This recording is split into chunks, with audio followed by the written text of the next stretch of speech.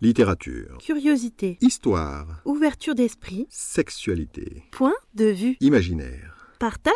culture. C'est le podcast de Steve Aldeman. Bonjour à tous, j'espère que vous allez bien.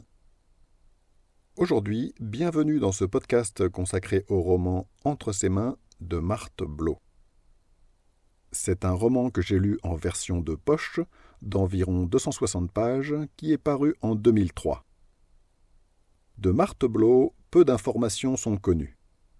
Il n'y a pas d'article à son nom dans Wikipédia, et les autres biographies que j'ai trouvées reprennent les informations contenues à la première page du livre que je possède. À la sortie d'Entre ses mains, Marthe Blaud est une avocate d'une trentaine d'années qui vit à Paris dans le 7e arrondissement.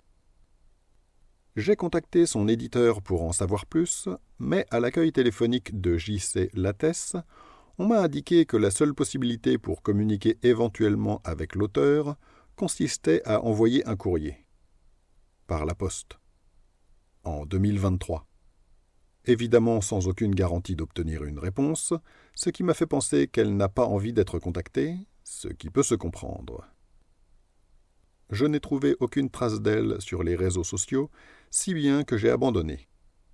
Mais si par la suite elle devait passer ici, je serais ravi qu'elle accepte de me parler de son roman, car connaître les circonstances de la genèse d'un livre permet toujours d'éclairer l'ouvrage d'une façon intéressante. Ce roman est son premier, et à ma connaissance, 2 autres ont été publiés ensuite. Ma sœur m'a tué et Ce qui trouble Lola, apparemment édité avec un autre texte de Françoise Saint-Père ou écrit avec elle. Je n'ai pas trouvé d'autres informations. L'édition que je possède est préfacée par Gabriel Matzneff, qui a écrit un texte qui manque de clarté. Je ne connaissais pas cet homme quand j'ai lu Entre ses mains en 2007. Depuis, le scandale pédophile l'a rattrapé, avec la sortie du livre de Vanessa Springora, qui l'a accusé d'emprise sur mineurs. À ma connaissance, si Gabriel Matzneff n'est pas d'accord avec sa version, il n'a pas nié les relations pédophiles qu'il a décrites dans quelques-uns de ses ouvrages. Je n'aime pas porter de jugement hâtif, mais pour moi qui suis très investi dans la protection de l'enfance, cette préface courte donne l'impression d'entacher ce livre d'une sorte d'infamie. Cela dit, je ne sais pas à quel point Gabriel Matzneff et Marthe Blaud se connaissaient.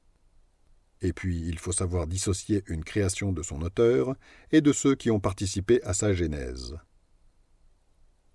Une histoire aussi belle que désespérante.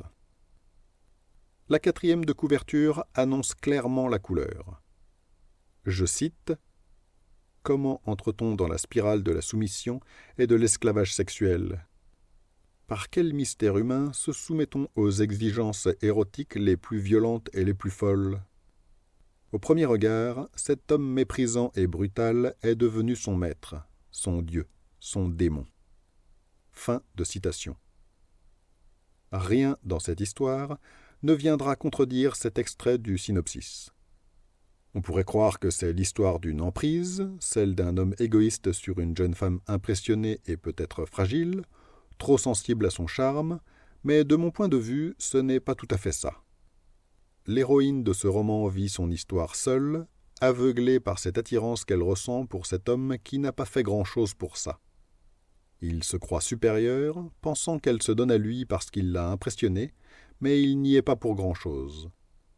Profitant de la situation sans se préoccuper d'elle, il ne lui donnera strictement rien et profitera tout du long de sa faiblesse pour lui, pour la soumettre à tous ses caprices. Les majuscules, apposées à tous les mots qui le désignent, contribuent à montrer à quel point cette femme met sur un piédestal un inconnu. Car il s'agit bien d'un inconnu dont elle a simplement croisé le regard. Son attirance pour lui ne vient que de la façon dont elle l'a fantasmé.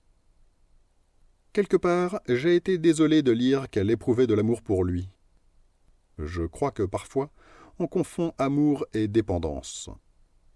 Or, cette femme le dit à la fin, après avoir tout perdu. Il s'agissait bien de dépendance.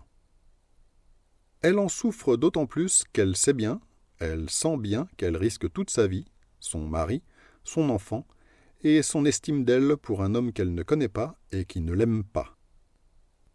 Ce que je retiens de cette histoire, c'est que cette femme ne vit pas une relation avec cet homme, elle est aux prises avec sa propre faiblesse.